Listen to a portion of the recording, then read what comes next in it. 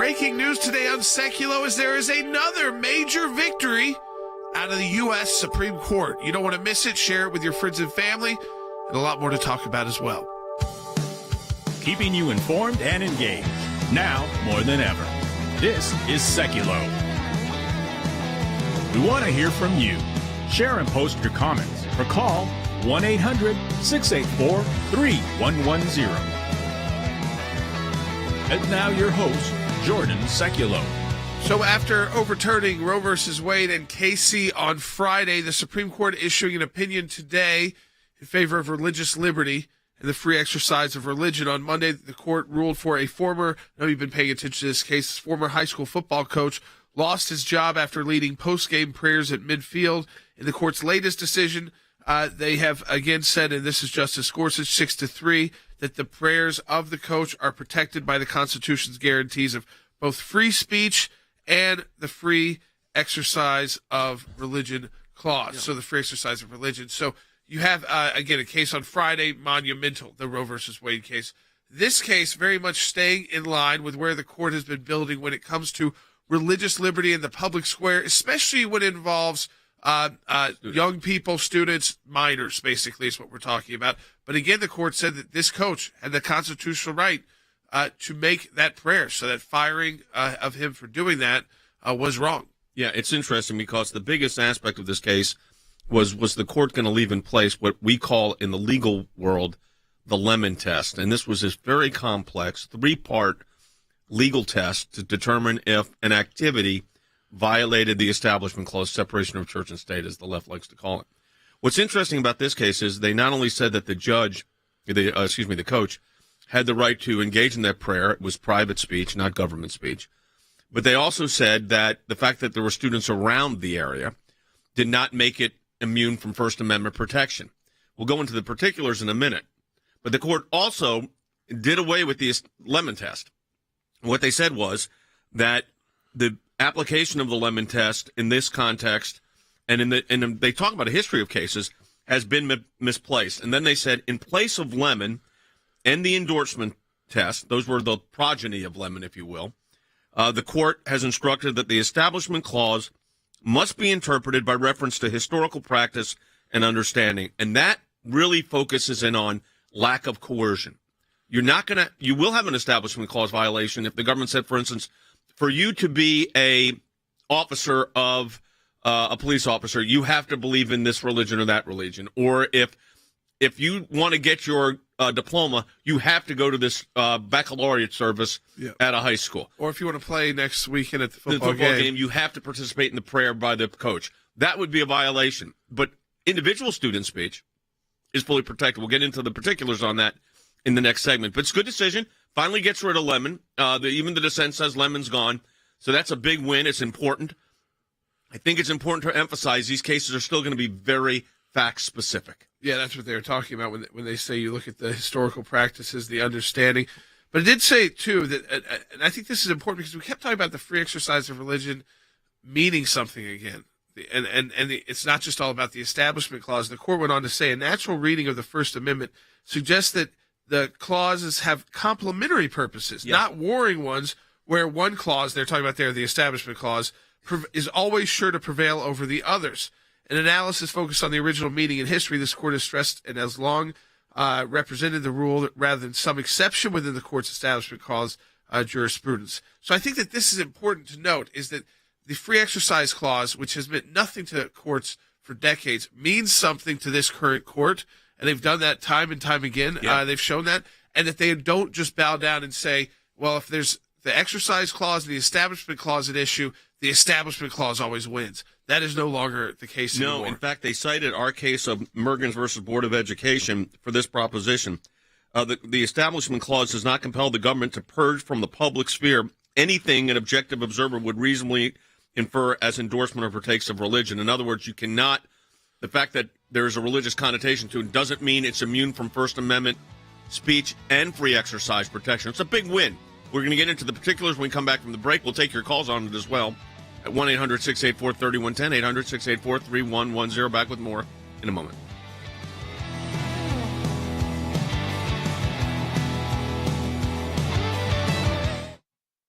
Supreme Court has just issued another consequential opinion, this one in case known as Kennedy versus the Bremerton School District. The case involves a public high school football coach in Washington state and whether he can pray on the field after games. The Supreme Court saying here in a 6-3 opinion that this high school out in Washington state violated both the free speech of this coach and also the free exercise clause. Authored by Justice Gorsuch, it says this: a government entity sought to punish an individual for engaging in a brief, quiet, personal religious observance, doubly protected by the free exercise and free speech clauses of the First Amendment. The Constitution neither mandates nor tolerates that kind of discrimination. Free speech and free exercise are both protected under the First Amendment. And whether that's a teacher bowing their head over their meal or whether that's coach going for 15 to 20 seconds after the game and saying a prayer, a silent prayer, you have a right to do that. The court decided that this was really something to be decided based on whether it's private as opposed to government speech. It said that you can't allow these violations to turn on this modified heckler's veto where one or a few people object to what they are witnessing. His case ended up being bigger because it protected so many other people. A really broad opinion that I think is going to provide a lot of protections for a lot of Americans under the First Amendment. This is a Supreme Court that really believes the pendulum has swung too far against religion. And so there were arguments in this case that if the football coach lost, that would prohibit people from saying a private prayer in the school lunchroom, a teacher, during lunch, if some student may have seen her sitting at, the school cafeteria table. Absolutely 100% worth it, knowing that I fought for the right thing and ended up winning, and knowing that justice is done and the freedoms are good.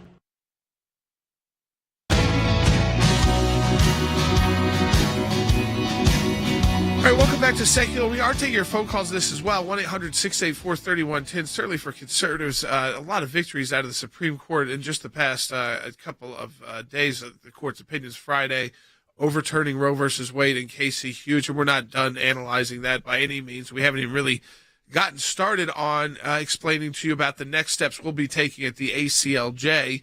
We are going to get into some of the next steps Planned Parenthood's already taking in court in places like Utah, which is interesting because their legal arguments are all over the place, to say the least, which means that they were prepared, but not prepared to make really anything. It doesn't seem like anything that would be convincing based off the Supreme Court opinion eviscerating all these federal rights. And then today, another religious liberty victory, that this court case that went on way too long, years of litigation, just to say that there's no constitutional crisis for a football coach in a public school to go on to whether it's the 50-yard line or the end zone and pray on their own. That's what this is about. Is there a constitutional crisis? And the court said, the lower court said yes. Lower court said yes. Supreme Court 6-3 said absolutely not. This is a first free speech issue and a free exercise of religion issue. The Establishment Clause doesn't always win. And they said, I think what was important as well, this was from the court's opinion, in place of Lemon, which is the test that really caused all of these cases, because Lemon was so involved factually. Did it do this? Were you involved this way? Did the government have to look at it this way and that way? So the three-part test was not like an ABC test. It was very fact-heavy. And what the court said today is in place of Lemon and the endorsement test, which kind of followed Lemon, this court has instructed that the Establishment Clause be interpreted by reference to historical practices and understandings. Now, it still opens the door to more cases, potentially. Sure. It doesn't in that. It's not like Roe where it says this is not us. It's not in the federal law. It's not in the Constitution. So don't come to us for it to find this right. Yeah. This still keeps a lot of these cases in federal court. Yeah. But what I do hope it means is that they won't have to be 7-year-long battles. It will not. And what's interesting also is the court on page 22 of its opinion cited our case in Mergens versus Westside Board of Education of Westside Community Schools versus Mergens for this proposition. An Establishment Clause violation does not automatically follow whenever a public school or other government entity fails to censor private religious speech. So I think it's fair to say that the battle line, Harry, has been clarified that private religious speech, which has been true since Mergens, is constitutionally protected. When you have the mechanisms of government involved, not so much. I think that is precisely correct. And so I think Coach Kennedy clearly established that his conduct, the conduct at issue in this case, was private religious speech, and that speech was protected by the Free Exercise Clause as well as the Speech Clause of the First Amendment. And so if we look at this particular case going forward, this is an important case because it re-emphasizes that private religious speech is a protected right, and we can no longer utilize the Establishment Clause to infringe on private religious speech. In past cases, the Supreme Court has allowed what could be called the heckler's veto. Someone who simply objected to the kind of speech engaged in by Coach Kennedy or someone else. This court, I think, has now firmly established that the heckler's veto has now been sent to the grave for purposes of future constitutional litigation. That's a welcome development, and I'm glad to see that the ACLJ has supported through an amicus brief the decision-making of the Supreme Court. You know, it's also interesting that Justice Scalia wrote in a case, it's also cited in this opinion, Lamb's Chapel, which was the ability of a church to use school facilities for an educational film series from a Christian perspective, which was denied, and we won that unanimously also.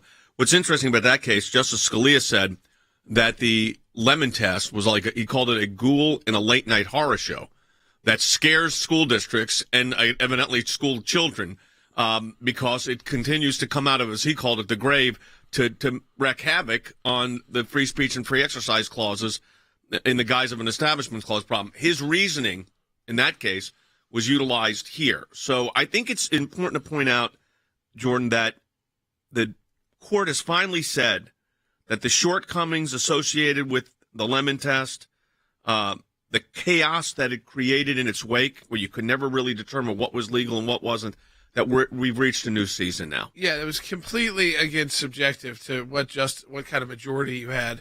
You could always say the Lemon test prevented something. You could always say that you could also ignore the Lemon test. That's like what the late Justice Scalia would talk about, is that most of the time they did ignore it until they felt like they needed to bring it back from the dead. I mean, that's exactly what he said. And as some commentators have said today, maybe this is the final nail in the coffin so that it can't keep coming back from the dead. I wanted to play that. This was the exchange between Paul Clement, who argued this case, and Justice Gorsuch, which I think is probably at the heart of where we got to this decision today, because it was really, hey, is there coercion here? No, but take a listen. Byte 39. One of the difficulties of this case is getting one's hands around the district's rationale. And as I understood it, was based on kind of our Lemon endorsement test. And you're arguing, as I hear you, that was a mistaken test, and it is a mistaken way to think about what the Establishment Clause requires. You had a colloquy about coercion as an alternative, and I'd just like your thoughts on that subject generally. I appreciate the question. I don't think, people are trying to dispute this record. I think it is very clear on what motivated the district. And it was endorsement again. Not coercion. Not coercion. So what's interesting about that's what you picked up on, is that, again, coercing people, saying you're not going to play next week on the team. Unless you do the prayer. Court's not into that. Right. Putting it over the loudspeaker, coercing everybody to be a part of the prayer. Court's not into that right now. Students individually, as a group, the entire student body at totally a football game would stand up and say that, prayer at a football game, for instance, students are doing that. What they're doing is they're doing it without the mechanism of the government. But here's the test that is now in place replacing Lemon. It's that the line that the courts and governments must draw between the permissible and impermissible has to do with history and faithfully reflect the understanding, Harry, of the Founding Fathers. So this is very much a textual test that's being put in place. I think that is correct. And I also think that the court has rejected and reacted to the Lemon versus Kurtzman analysis, which was the result of a deliberate attempt to remove all traces of religion from public life. And this particular court opinion restores the viability of religion within the framework of public life, so long as there is no evidence of coercive intent or action by the individual. And so in this particular case, Coach Kennedy simply knelt by himself at the middle of the field. He didn't coerce anyone. He didn't demand that the district endorse his religious perspective. And I think the court finds that his conduct falls within the history and traditions of the United States. Yeah, let's go to the phones, 1-800-684-3110. And by the way, we're going to take questions about Roe, too. There's plenty of those, and I understand that. So if you got questions on that, still from last week, absolutely, we'll take your calls, 1-800-684-3110. This is an interesting one from Daniel in South Carolina on line 1. Hey, Daniel. Oh, hi, this is Daniel, but I'm from South Dakota. Oh, okay. That's okay. I just wanted to ask you this question. But before I do that, I wanted to compliment Jay very much. He never shows age, even after working in legal cases for 40 years or more. So I just wanted to give that compliment to him. That's on the outside. So, yeah, there you go. Yeah, go ahead. Okay, anyhow, I heard yesterday as I was driving locally in my area from my radio station that according to CBS, the majority of Americans do not approve the change Supreme Court made for us by abolishing Roe versus Wade. Is that correct? I think it's all based off how you ask the question. So people thought that Roe versus Wade was really about women's rights in general. So when people get asked that question, yeah, I think you start to see a little, it favors not overturning Roe versus Wade. Of course, that's just, it's not reality now because Roe versus Wade has been overturned.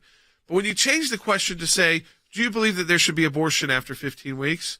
That the shift happens right then. Right. So when people actually know what they're being questioned about, when is the abortion going to occur? What are we going to allow in our state? And there's a seismic shift to where the majority of the country says, no, there should not be abortion after this many weeks. There should not be late-term abortions. There should not be abortion on demand with no restrictions at all. So that's the difference. I think on that Roe versus Wade question, it's way too broad of a question to poll people on because they don't exactly know the full ramifications of what it means. But it's fair to ask that because you're going to hear that a lot from politicians who want to codify Roe either at the state level, but even at the federal level. This new plan at the federal level say, get us 2 more Democrat senators and let's abolish the legislative filibuster completely and codify Roe versus Wade. I mean, there is a move by Democrats trying to seize on this election cycle to get Roe codified. I don't think it's a winning message, but I'm not a Democrat and I'm not a Democrat voter, so they're speaking to a different group than me. We'll be right back on Sekulow taking your calls. In a landmark ruling, the Supreme Court today legalized abortions. That unborn child has human rights, human dignity, human worth, a life that deserves protection. We win when we talk about the basic value of we just want to stand up for the rights of children, not only to be born, but to be able to live a healthy, productive life. The justices heard arguments yesterday over a Mississippi law that bans abortion after 15 weeks of pregnancy. This is the most significant challenge to Roe v. Wade in decades. It's wrongly decided they should go fix it, just as in the great historic cases have been fixed before. Is there anything in the Constitution that guarantees abortion? No, there's not. Is there anything in our law that talks about viability? No, there's not. They don't view life until that child's outside of the womb, yet they control the exit point of the womb. The fetus has an interest in having a life, and that doesn't change, does it? From the point before viability to the point after viability. And if one respects our Constitution, then Roe can't stand. There are liberal scholars that have said Roe's underpinnings were constitutionally suspect. No, it's a horribly decided case. Abortion policymaking should rest with the elected legislators and elected governors to make those decisions on behalf of the people. Breaking news, we have just received word of a decision in one of the most consequential cases before the Supreme Court in decades. The court essentially says today that Roe and Casey are gone. This will be a patchwork of differing laws. This kicks off an incredible legal fight, Jen. I know you've been following this in the states. There's about 10 or 11 states we're going to have to really fight for life. Yeah. And there's some states where we are starting against a pro-abortion industry. We continue to press the fight, and we continue to do it the right way to actually win hearts and minds, not in a way that pushes people away, but people that can be drawn to this simple reality: shouldn't we stand up for life? Shouldn't we do that most basic thing as a culture? And I think we'll win it.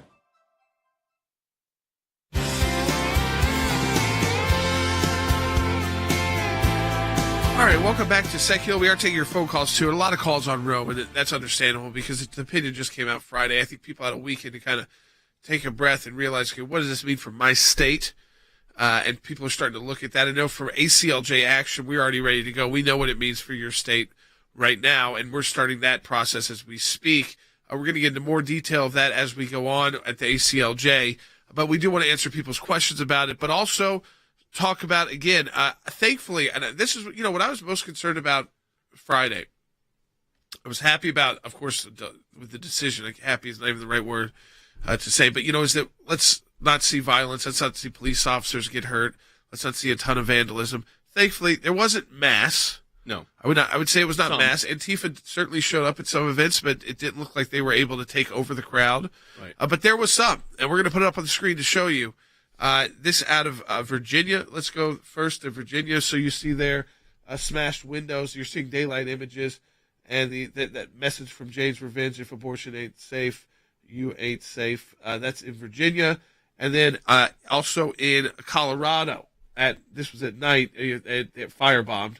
So you'll see the fire. These are again pro-life pregnancy centers and again pro-life organizations that have come under attack. But thankfully, they did not up those attacks in the sense that they didn't try to attack people. Yeah, it's interesting to me that it's still being talked about, but I think that the protests were actually pretty muted if you really look at it. Now, but the focus is on the crisis pregnancy centers. Clearly, these groups like Jane's Revenge, CC, are focusing on the crisis pregnancy centers. Yeah, they always do because they're the ones that are on the front lines. And so do the legislatures, by the way. That is true. Yeah. Yeah, that they're the ones on the front lines, and they're the ones that are making the difference. They provide free and confidential services, pregnancy tests, ultrasounds. They even provide life coaching, life and parenting skills coaching, and post-abortive counseling as well. And so they're the targets. They're the ones that are cutting into Planned Parenthood's bottom line, and that's why we see these firebombs and the vandalizing. And we've seen 66, I think, now since the Dobbs opinion was leaked. But like Jordan said, only 3, I think, over the weekend after the actual opinion on Friday. Let's take some of the calls. 1-800-684-3110. We're already starting to see the battles. There's already a court case filed in Utah that Planned Parenthood we'll talk about later in the broadcast. Rick in Montana with an interesting question on line 3. Hey, Rick. How's it going, guys? Thanks so much. So after the Roe v. Wade, the U.S. Supreme Court, Montana's Supreme Court said no. Is still protected under the Constitution. So does the Montana Supreme Court have jurisdiction, or does it fall back under the U.S. Supreme Court? So no, it goes back to the states. So what we're doing at ACLJ Action is looking at a state like Montana. Like if you've got a precedent like that where either the court read in that from your state constitution, I don't know if your current court said that, right? You said since 1999. The current court may look at this and say, well, without Roe, we're not going to read this into our state constitution anymore. But we are looking at how, it's very difficult at the federal level to amend the U.S. Constitution. Right. At the state level, it's a very different process. Yeah. I wouldn't say easy, but it's a lot more manageable. So we're putting together the states that we believe will have to put in constitutional amendments before their laws will be safely upheld in the courts, where they're going to be upheld in the courts. So Montana looks like it might be one of those, and we're working on that at ACLJ action. So part of the problem is when you go to it returns to the state. So the state could say yes. Yes, the state definitely has authority. They have the authority to say, yeah, we recognize the right to Roe. The right to abortion is recognized in Roe. Here's what's interesting under the state constitution. If it was based on Roe's equal protection clause kind of analysis, that is now totally suspect. So it will require going back into court to take a look at those. And that's part of what we're doing. Right. And so if a constitution doesn't actually have the right to abortion in it, but they found it following Roe through the rights of privacy and these judicially created rights, then that's when we're going to go back in and we're going to have these same battles that we saw at the Supreme Court, where the justices rightfully found that the privacy rights and these judicially created rights don't stand. But there are going to be courts. I mean, we need to be clear on this. There are going to be state Supreme Courts that say that under their state constitution, there's a right to abortion. Oh, and absolutely. There's nothing in the opinion that prohibits that. Absolutely. Returns it to the states. That's what Roe versus Wade did incorrectly. It federalized a right that really was based on, it should have been decided by the people and their elected Yeah, we're representatives. going to continue to take your calls, answer your questions, 1-800-684-3110. I think this was interesting, too, from John in Nebraska on line 1. Hey, John. Hey, thanks for taking my call. With this whole thing, like from the get-go, like when they released the letter or when that got leaked, I really didn't believe that it was a leak. I thought that was kind of like a test to see how the American people would react. Also, I think that this whole thing is happening really fast, and it is motivating the left. It is motivating a lot of Democrats to come out and vote. A lot of Democratic women are raising their voices. And I seen on the news the other day that they were saying that these Supreme Court justices lied under oath about this issue. I don't know exactly. I guess they Let have me jump video. in on that. That is, I'm going to end that. That is total nonsense. If you listen to what they said exactly what stare decisis is. That is previous precedent and how you view previous precedent. But it doesn't mean that previous precedent cannot be, stare decisis does not mean it can't be overturned, because if that was the case, you would still have the internment of Japanese Americans after World War II, separate but equal, quote unquote, in Plessy versus Ferguson. And I could go through a list of cases that were decided and had been on the books for a long time, but eventually were overturned as violations of the law. So that part, I think that's nonsense going after these justices. Yeah, I think the truth is, I don't like using this word, but people are going to hear a lot of mis and disinformation from the left on this. And so you're going to hear things like that the justice lied under oath. No, they did not. They carefully answered questions. And let's be honest, every one of these justices, people knew their feelings on this issue. The Democrats who voted for him, or the Republicans who were pro-abortion who voted for him, come on. You knew who you were voting for, and you were voting for Barrett, Kavanaugh, and Gorsuch. Yes, and look, their opinions, the opinion that Alito wrote is extremely well reasoned. The fact of the matter is, though, I think we got to be clear on this. We're celebrating the victory. Like Jordan said, saying we're thrilled is an understatement. We've been working on this for 40 years, but we also were aware that once that was successful, the fight's going to be in the states, and there are going to be states that allow it, and there's going to be states that restrict it, and there's going to be states that are going to take middle grounds, and it's going to be very much dependent upon constitutional analysis under the state constitution. Yeah, and we've always been very clear that if Roe v. Wade is overturned, which it was, thankfully, the battle does not end there. That now the battle turns to the states, and there are definitely states that we're going to have to be engaged and fighting in. In fact, we're going to talk, I think, about one later on, Utah, that's already been attacked. And so we know where the fight's going to go. We've been prepared for that, and we're ready to take action in the states as well. Let me take Michael's call quickly on line 6. Hey, Michael. Hello, sir. Wish you all well. Thank you for what you do. I have a question on cities.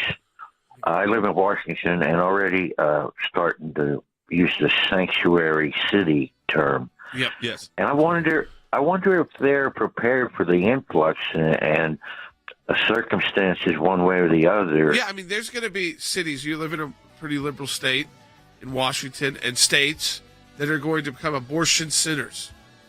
I mean, that's what they want their states to be known for. I think their residents will think twice about, is that a state I want to live in that brings this much attention and this much celebration of the ending of a human life? But certainly they're going to exist in New York, in California, in New Mexico, I think in Washington State. We're going to do battle there, though, folks, because we're going to expose what these politicians are supporting. It's been so focused at the federal level. Now your state elected officials are going to have to confront it firsthand. And I don't think they're going to like what they see.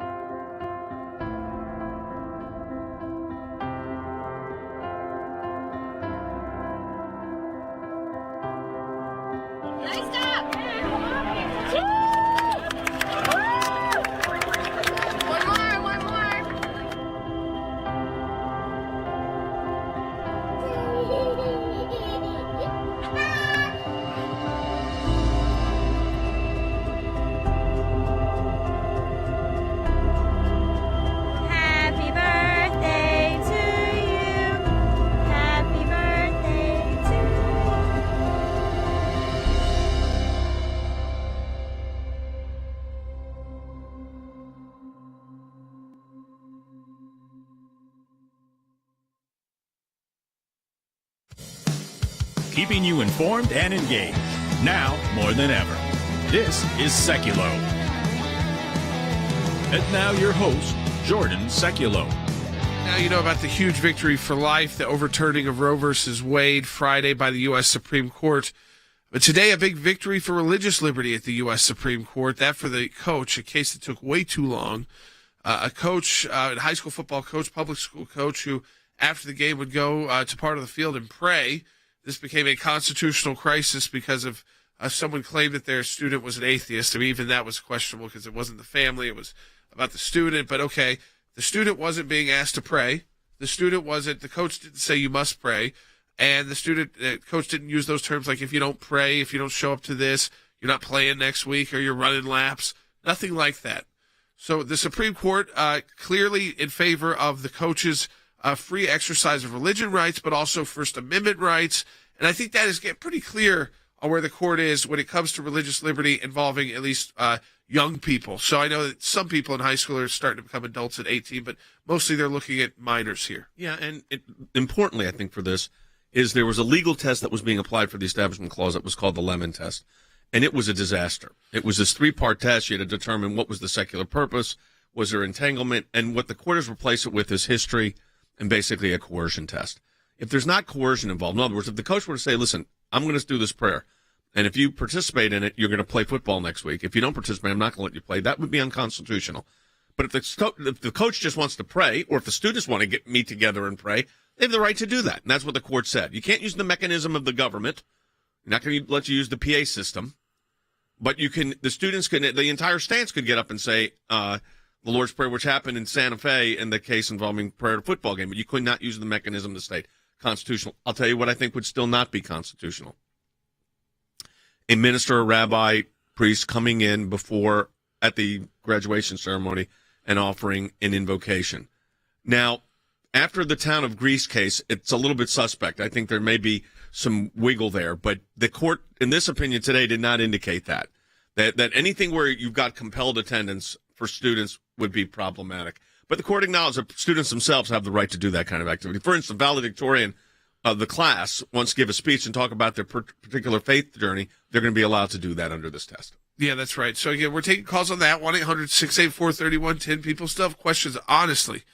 And I think fairly, we're going to be answering a lot of those questions for weeks on the what it truly means now that Roe versus Wade has been overturned and how that's going to impact your state. So, I mean, you could go through literally 50 different broadcasts focusing on 50 different states. Yeah. We're going to be doing it as needed as your questions come in, but we're also going to be focusing at ACLJ action and utilizing the ACLJ's legal team on some states that are kind of right in the middle that need a little help. They need a constitutional amendment at the state level. They need to change some law. So it's not just they don't just have a trigger law in place and they're ready to go. They need a little bit more work. They've got the votes. They've got the pro-life support of their state.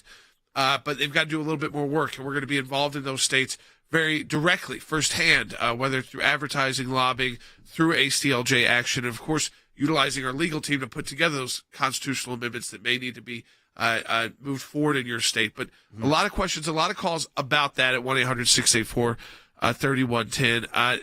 This was interesting. I think we can answer very quickly. Lori out of Arizona online too. Hey, Lori. Hi. Thanks for taking my call. I want to ask you, with Roe Wade being overturned, does that mean that there will be no federal funding of Planned Parenthood? No, that's a different battle because Planned Parenthood technically can't use those funds to pay for abortions. Now, it's an accounting gimmick because it frees up another dollar for them to use to pay for abortions. But that is a different battle. Legislatively, that will take a Republican House majority and a Senate majority and a Republican president. And we're talking significant majorities because there still is a legislative filibuster. Right. It requires 60 votes. Even when President Trump was in office and had that House and Senate, as you saw from Susan Collins, Lisa Murkowski, a few others, we don't have 60 votes to defund Planned Parenthood yet. Yeah, and so I think you got to just be cognizant of those. These battles continue. What we're doing is organizing so we know how to approach these new issues. This is not catching us off guard. We've been planning this for months. So more when we come back, 1-800-684-3110. We'll take calls as well. Yeah, and Rick Riddell's going to be joining us as well.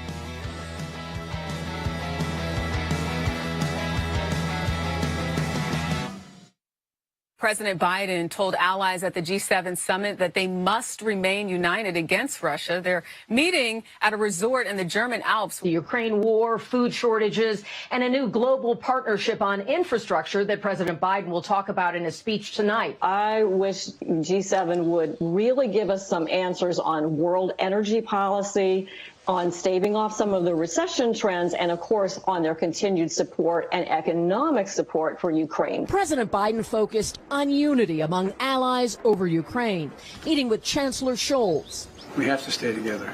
Beyond Ukraine, global inflation is a priority.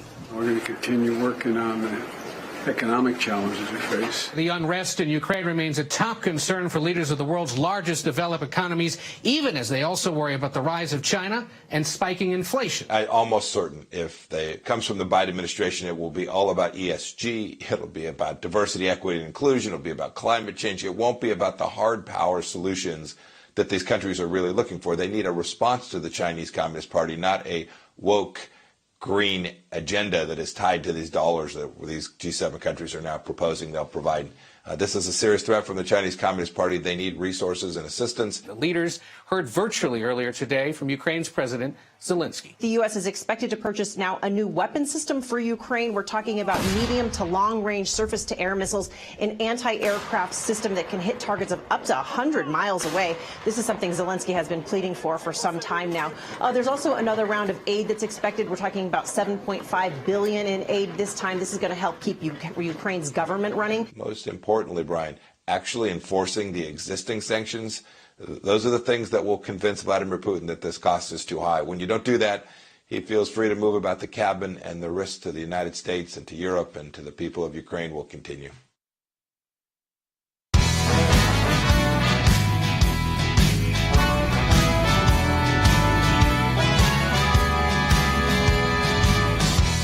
All right, welcome back to Sekulow. We do want to update you on some what's going on in the world, too. And, of course, we've had these major domestic court decisions, which, by the way, put us in line, especially Roe versus Wade, with the rest of the world. So that we're not an outlier country when it comes to infanticide like North Korea and China, which we used to be in that group. It used to be the United States, North Korea, and China that at the federal national level had basically no restrictions on abortion. We're no longer in that bad group, if you will, that club. And we return now to really where most states and most of the restrictions we're talking about will be in line with where Europe is, including a lot of predominantly Catholic countries, including even Latin America. So again, it puts us, it's more mainstream for the United States, actually, instead of being this extreme country that is associated with the worst human rights abusers when it comes to the abortion issue. But I want to go to Rick Rideau, our senior advisor for foreign policy and national security, because there's two big meetings occurring right now, Rick. One is the G7. That is occurring in Munich as we speak, and it's a lot of talk again about economics, but of course Ukraine as well. Yeah, these are big issues that are on the plate for the G7. Obviously, the Ukrainians would like to see the G7 do a lot more. We clearly have seen the Germans talk about doing some more, but they haven't. Really, it's been shocking how little Europe has done, led by the Germans. They did this phony thing where they said, "Oh, we're going to put the Ukrainians into the application process to join the EU," and then the Germans quickly thereafter said, "We would like to have more power on who becomes members of the EU, and therefore they will shut it down." So they're playing little games. They're never going to let the Ukrainians into the EU, but they've announced that they get to at least fill out an application. Rick, on the Ukraine situation with regard to Russia and the conflict, we talked before we went on with our military analyst, Colonel Wes Smith, and Wes said that, Ukraine is suffering some real damage right now. I mean, there were more attacks in Kyiv, which has been pretty quiet for the last 4 months. How do you see that right now, that whole situation? Vladimir Putin is watching exactly what we're watching, with the Americans getting distracted with an abortion debate and a ruling. And I think that there's no question that the Russians and Putin will amp up, will go on the offense when they think that the West is distracted. You've got a G7 meeting. Clearly, the Germans have sent a very loud message that they're not going to provide immediate weaponry to the Ukrainians. They're talking about doing it at the end of the summer. They're talking about delivering tanks that the Ukrainians didn't request. So they see the distractions from the United States and from Germany and the rest of the West, and I think he's doubling down and going on the offense. And then, after the G7, we move into NATO, the NATO summit in Spain. And I know you talked already about this idea of playing, like, will Ukraine become part of NATO? Will it not become part of NATO? But honestly, what I'm hearing, Rick, which I think is something, too, that the United States and the American audience is hearing when we do cover this issue, is that it's months and months and months in advance now. It's like, well, in 2 months this will happen, and maybe 6 months, and like a never-ending war is basically what I'm getting to. It sounds like we're at least on a path for many more months of bloodshed.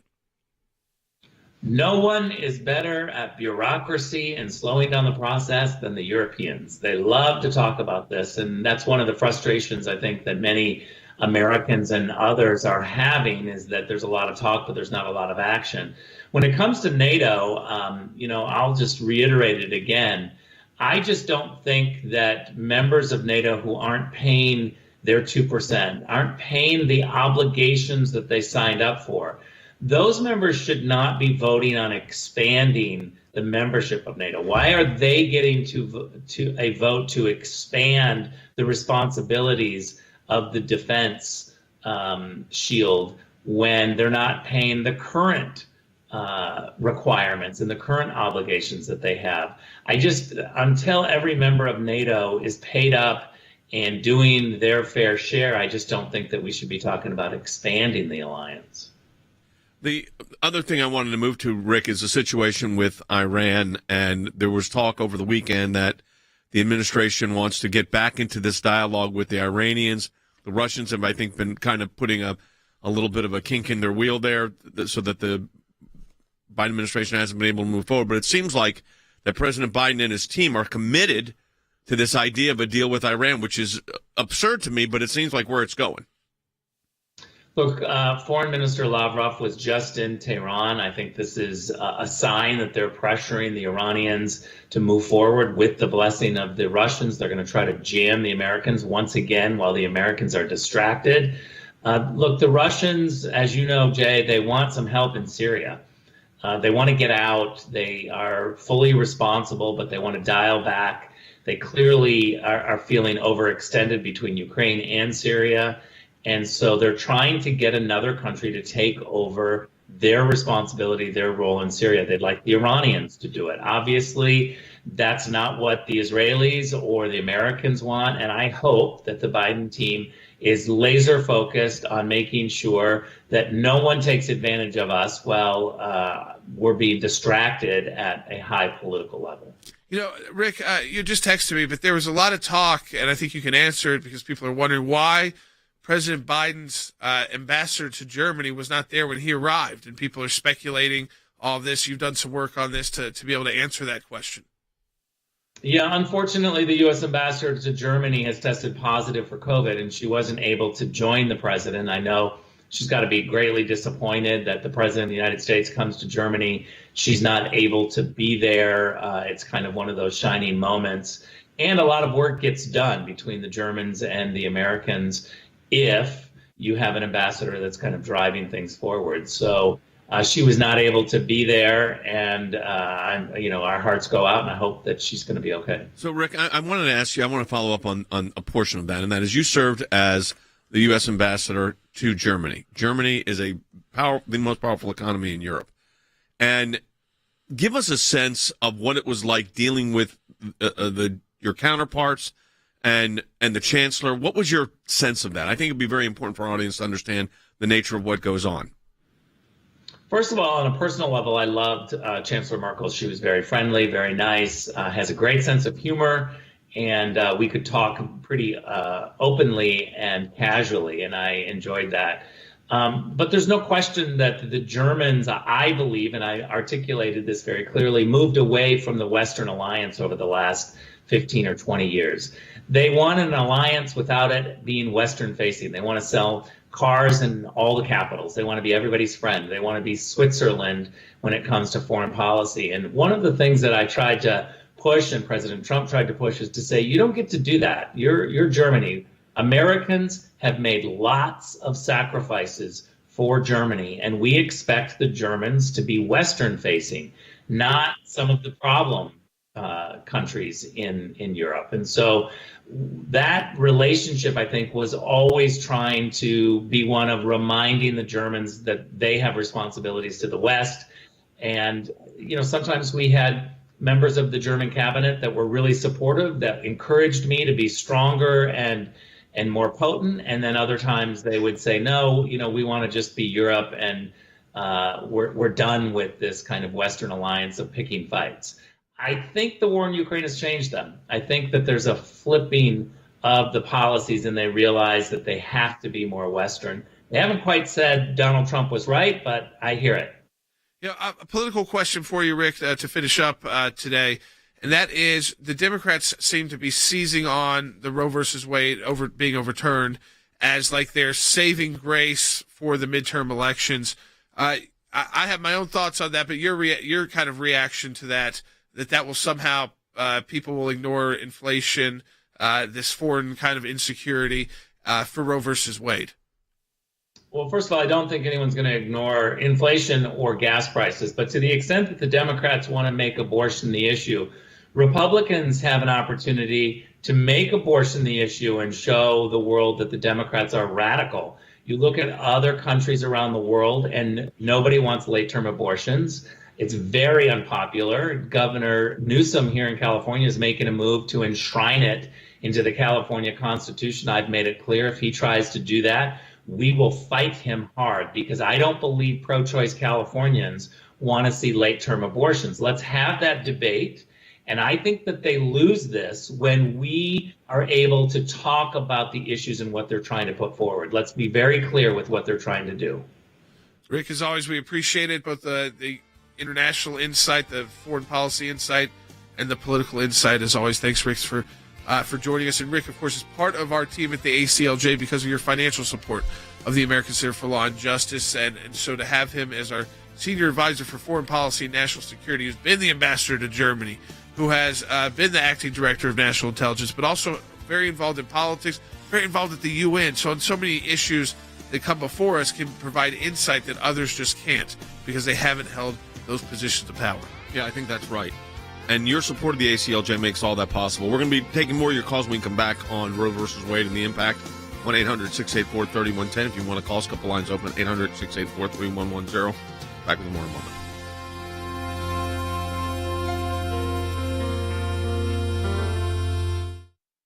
In a landmark ruling, the Supreme Court today legalized abortions. That unborn child has human rights, human dignity, human worth, a life that deserves protection. We win when we talk about the basic value of we just want to stand up for the rights of children, not only to be born, but to be able to live a healthy, productive life. The justices heard arguments yesterday over a Mississippi law that bans abortion after 15 weeks of pregnancy. This is the most significant challenge to Roe v. Wade in decades. It's wrongly decided they should go fix it, just as in the great historic cases have been fixed before. Is there anything in the Constitution that guarantees abortion?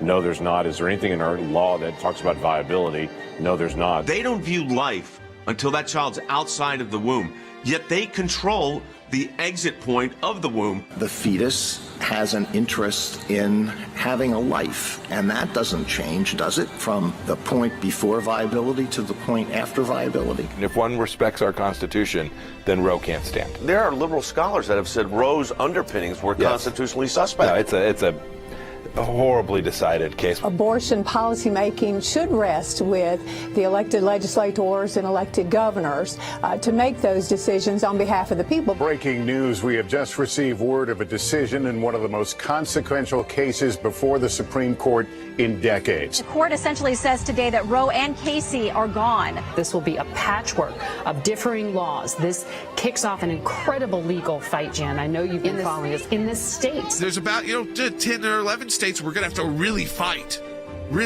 for life. Yep. And there's some states where we are starting against a pro-abortion industry. We continue to press the fight, and we continue to do it the right way to actually win hearts and minds, not in a way that pushes people away, but people that can be drawn to the simple reality: shouldn't we stand up for life? Shouldn't we do that most basic thing as a culture? And I think we'll win it.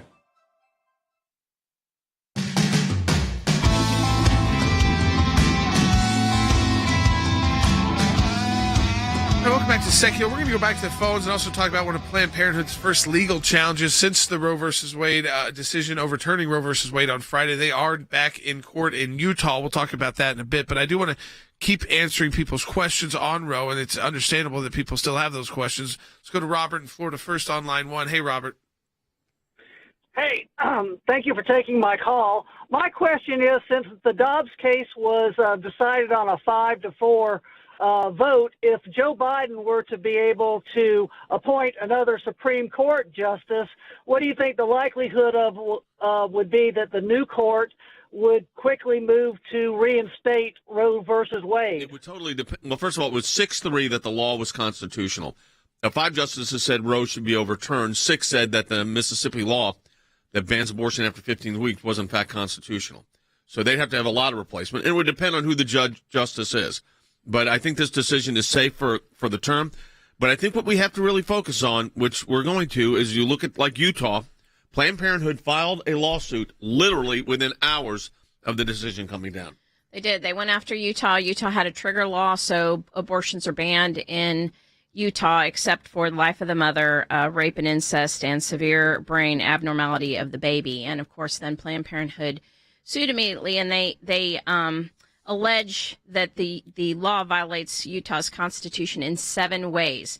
And these are right to determine family composition and to parent, right of equal protection, right to uniform operation of laws, right to bodily integrity, rights of conscience, rights to privacy, and the prohibition of involuntary servitude. So they're basically trying to do what Roe just said. The justices in the Dobbs decision said, Roe created these rights from the Constitution, and they can't do that.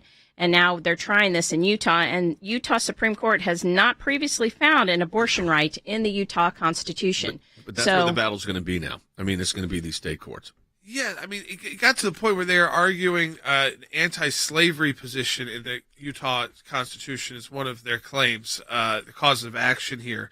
Involuntary servitude, yes. Equal protection, meaning that this is somehow anti-women. And so, I mean, you've got, again, they are, what, in this case, which is interesting, is that unlike some of the states which have some interesting constitutional amendments that have been made or laws on the books, they're asking the Utah court to do what the Supreme Court just rejected doing, which is reading into the Constitution a bunch of rights that aren't there and legislatively haven't been legislated by the people's representatives. And the Supreme Court of the United States has held since 1991, it was reincorporated on Friday, that opposition to abortion is not discrimination against women. So the whole equal protection clause, which is where all this is emanating from, doesn't apply. But look, we're not shocked that Utah went and did this. We'll take more calls. Yeah, 1-800-684-3110.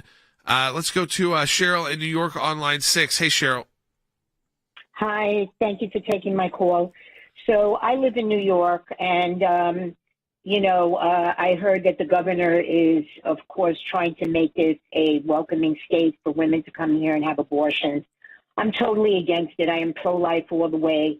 I'm a member of ACLJ Action. I wanted to know if at some point is ACLJ going to go after New York, because they're doing abortions, I believe, up until birth if it affects the life of the mother. So our plan, Cheryl, I don't want to give too much away to our opponents, but our plan is, we're looking right now at all 50 states, and what we'll initially do with the resources we have available is pick a couple of similarly situated states that are very pro-life, a couple in the middle, and a couple like New York. And we are going to do work there. One is to expose. I think what we first have to do is run ad campaigns to expose to the voters, Cheryl, what exactly they mean when they say abortion with no restriction. And as you said, abortion up until birth. Sometimes they're using language now that would allow them to have the birth and then decide whether or not to kill the child. It's the postnatal, perinatal. Yeah, we heard that from Governor Northam of Virginia. Remember, he said that, keep the child comfortable while you decide whether or not to kill them or not.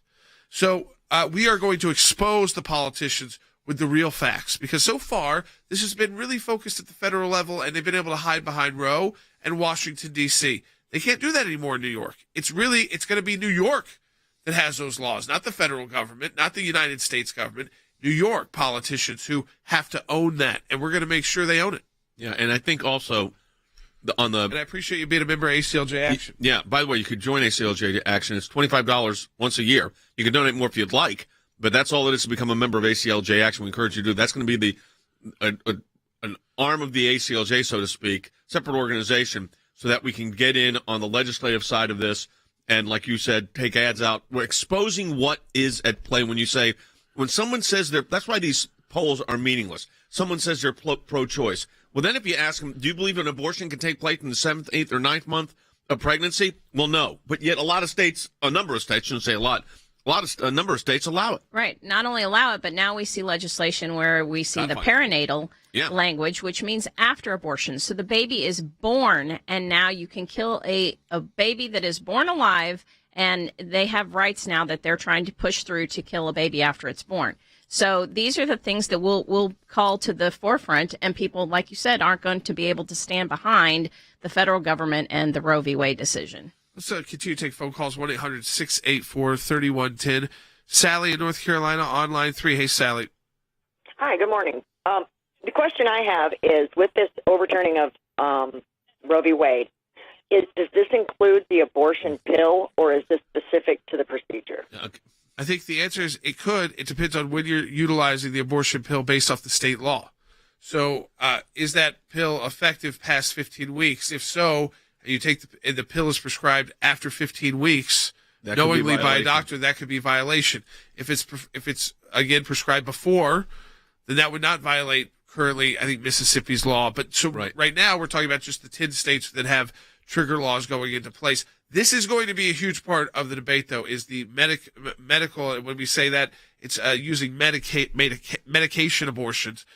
This is not the morning after pill. Right. This is RU46 and other more invasive pills, which usually you need to be under a doctor's because people can bleed out. So the court said there was not a constitutional right to abortion in the Constitution.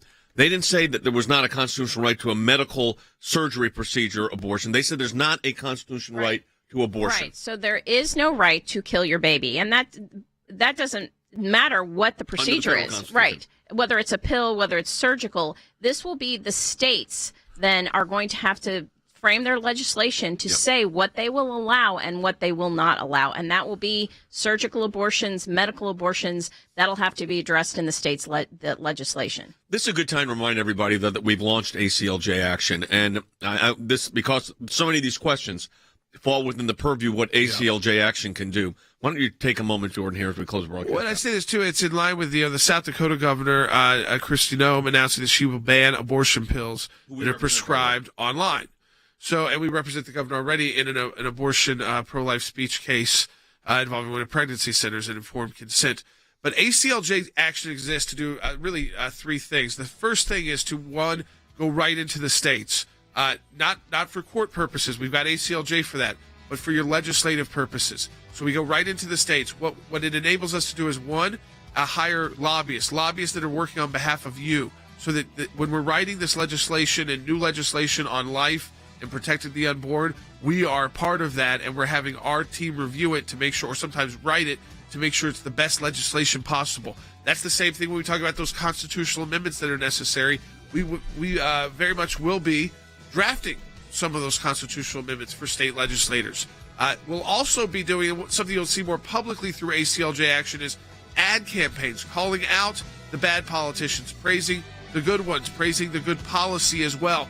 So check it out. ACLJaction.org is going to be front and center in this battle. You can join as a member